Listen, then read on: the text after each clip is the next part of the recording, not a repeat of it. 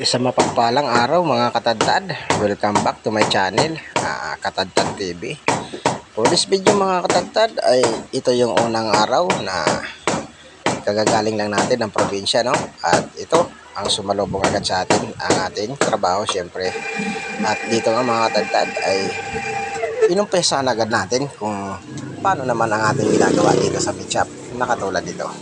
At syempre mga katadtad, no, sa haba ba naman ng 2 linggo, para sa akin mga katadtad ay mahaba na ang 2 linggo. Kaya namiss ko talaga ito na aking trabaho. Kaya ito mga katadtad, back to palengke na naman tayo mga katadtad or mecha, no. Ayan, at sinalubong tayo agad ng ating kasuki at nag-decide naman ng tiempo. At ito nga yung time mga katadtad na nasa airport kami at pasakay na kami ng eroplano, no? At pabalik na nga ng Maynila at tapos na nga ang 2 linggong pagbabakasyon. Ayan mga katadtad. Ayan mga katadtad, no? Salamat pala dyan sa aking butihing amo sa binigay niyang bakasyon na 2 linggo. Ayan. Sa mapagpalang araw sa ating lahat mga katadtad. At ito nga, pasakay na tayo ng eroplano at makikita na naman ulit tayo ng ating mga solid kasuki dyan. Ayan, mga solid kasuki, no? Ayan, nagpapasalamat ang inyong Katadtad TV sa inyong walang sawang suporta o walang sawang pamimili sa aming meat shop, no?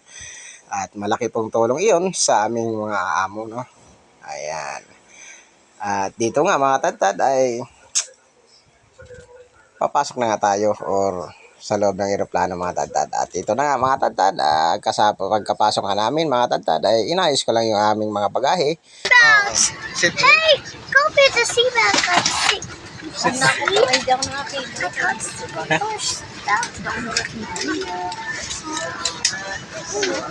Ayan mga katadtad, no, sa akin na tayo sa eroplano. Balik na tayo ng Manila.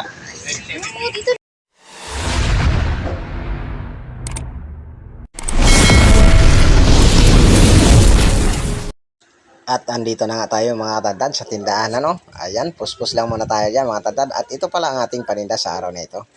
Ayan, isang mapagpalang araw mga katadtad, no? Sa ating lahat, mga kabutcher, at sa bagong butcher dyan, at sa mga silent viewers natin, no? Ayan, samahan niyo naman ako sa araw na ito. Unang araw natin, simula ng bakasyon. Kaya, kung paano tayo nag-relax doon, ito naman ang sasalubong sa atin dito. Pero mga katadtad, na-miss ko talaga ito, no? Pagiging isang tindero. Ayan mga katadtad, samahan niyo naman sa araw na ito. Welcome back mga katadtad. Sa mapagpalang araw na naman sa ating lahat, no? Ang araw ng Martes mga katadtad, no? At ngayon kagagaling lang natin ng probinsya. Back to normal na naman mga katadtad. Balik sa trabaho. And then, another pagtitinda na naman tayo mga katadtad. Ngayong araw ng Martes mga katadtad ay samahan niyo naman ako magtinda. And let's see. At ito nga mga katadtad, no, wala nang patumpik-tumpik pa ay tayo magkakalas ng ating baboy paninda sa araw na ito. Ayan. At unang gagawin nga natin mga katadtad ay magpuputol pa rin tayo ng ulo dyan. Ayan. Dyan para pala dyan sa ating mga baguhang butcher, no. Ayan, sa mga baguhan nating katindero na gustong matutong magkalas. Ito, magkakalas na naman ako mga katadtad. Sundan nyo naman ako, no. O panoorin ang video nito hanggang dulo. At ito naman ay dinadahan-dahan ko lang dito ang ating nang sa ganun mga katadtad ay masundan talaga ng ating mga bagong butcher. Ayan mga katadtad, no, muli na naman ako nagpapasalamat sa inyong panonood o walang asawang panonood dito sa ating mga ginagawa dito sa meat shop na katulad dito mga katadtad. Ayan. At dito nga mga katadtad ay nagtanggal na tayo ng tampalin. Sinuod natin ang singit or yung taba na nakadikit dito sa legs, and then lomo or tenderloin. Ayan, tinatanggal na natin yan. At sunod naman natin mga katadtad ay paghihiwalay lang natin yung laman na nakadikit dito sa ham legs para mapaghiwalay natin yung ham legs at saka yung yempo at saka pork chop. Ayan. At dito pala mga katadtad ay tinatanggal ko pa rin itong laman na nakadikit dito sa limpo. At para maganda ang slice ng ating limpo mga katadtad. Kasi pag hindi mo tinanggal yung mga katadtad, yung slice ng ating limpo ay mayroon parang nakakabit na laman. At laman naman yan mga katadtad, hinahalo na natin yan sa giniling. No? Yan na lang ang discount natin dyan. At dito naman mga tadtad ay paghiwalay natin yung shoulder at saka yung limpo at saka porcha pa rin, no. Ayan, ganyan lang mga tadtad kadali, no. Mga baguhan natin butcher dyan. Hindi naman ninyo makuha agad dito pero talagang nagdumadaan talaga tayo dito sa ganito. Sa umpisa, hirap lang yan sa umpisa pero pag nakasanayan nyo rin yan mga tatad ay sabi pa nga ng matatanda, no, kahit nakapikit ay kaya nyo nang makuha yan. Ayan. So, ayan mga tatad, no, sa tagal ng bakasyon ko nga, no, para sa akin talaga mga tatad ay matagal na yung 2 linggo. Para sa akin na mapagmahal talaga sa trabaho mga tadtad ay ito. Ano na sa probinsya, boring man mga tadtad pero na-enjoy pa rin natin yung probinsya, no. Yung probinsya pala na pinuntahan ko ay yung lugar ng asawa ko sa Kalibo, Aklan, no. Ayan, sa pagkakalam nyo. Ayan. Doon nga ay marami tayong mga nakasalamuha or mga na-enjoy na lugar, no. At makikita nyo naman mga tadtad dyan sa mga ina-upload ko sa aking Facebook page, no. Ang Facebook page pala natin ay Boy Tadtad ng Samar. Hindi ko nga alam mga tadtad kung bakit yun ang ating naipangalan, no, sa aking page. Pero okay naman din mga katadtad. Kaso sabi nga ng ating mga followers doon, no, ay masyado daw hot ng pangalan ng ating Facebook page. Pero nasa ganun pa man mga tadtad, yun ang naipangalan ko kaya no choice na talaga mga tadtad. Yun ang ating Facebook page, Boy Tadtad ng Samar. Ako naman po ay taga Samar at pero ako mga tadtad ay hindi totally ako nabuhay sa Samar, no. Pinanganak pa rin ako sa Tiris, Gubat, Sorsogon, no. Dito pa rin ako sa bayan ng Bicol. At ayun nga mga tadtad, no, ay lumaki lang talaga ako sa Samar.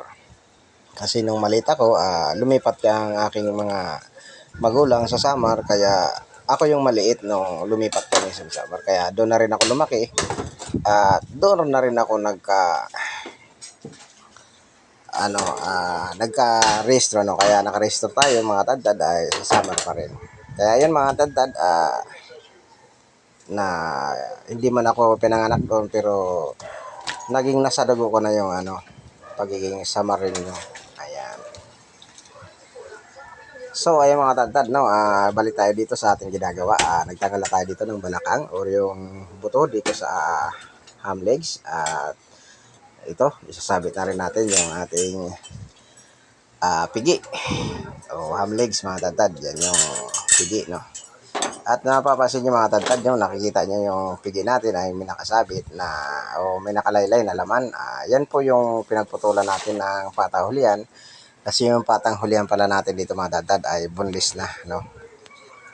Kung sa iba mga tadtad ay pinuputol nila ito ng buo at saka binuboneless, pero dito mga tadtad sa pagkakalas ko na ito ay diretso boneless na siya. Kaya napapansin nyo mga tadtad, yung patang hulihan natin ay putol na. Kaya ay diretso boneless na tayo dyan.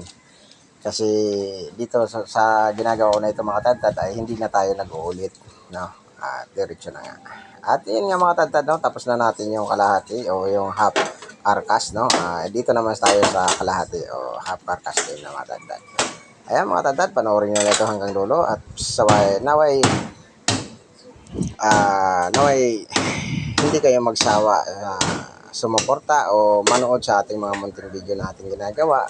Hindi man perfect ang ating mga videos mga katadtad at dahil wala po tayong cameraman at tayo man ay sariling sikap lang ba na mag-video o ako naman mga tadtad kahit saan ko na lang lialagay ang ating camera o yung ating cellphone, no, para makuha na lang yung ating ginagawa. Kaya yan mga tadtad, pasensyahan nyo na muna ito at wala talaga tayong cameraman. Kaya yan mga tadtad, kung saan lang nakatutok yung ating camera ay doon lang yung ating